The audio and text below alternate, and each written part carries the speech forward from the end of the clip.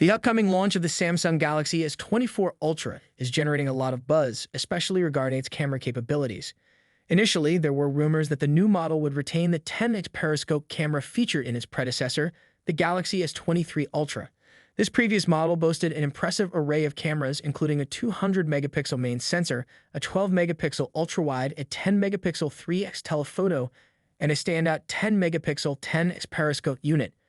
This 10x zoom feature notably set the S23 Ultra apart as one of the top camera phones of 2023. However, new developments have cast doubt on the inclusion of the 10x camera in the Galaxy S24 Ultra. Reports in September suggested that this feature might be dropped, while later speculations indicated a possible replacement with a 50-megapixel 5x optical zoom camera.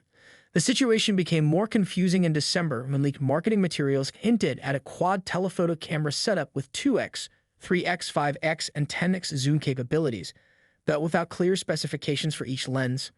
Recently, a leaker named Chun 8888 shared an image purportedly showing the camera array of the Galaxy S24 Ultra. This image, if accurate, seems to confirm the absence of the 10-megapixel 10x periscope camera. While some might find this disappointing, the speculated 50-megapixel camera could potentially offer more detailed images.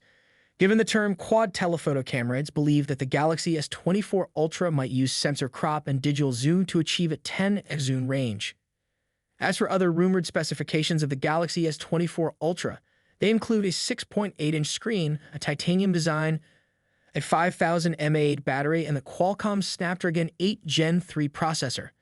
With these features in mind, what are your thoughts on the upcoming Galaxy S24 Ultra?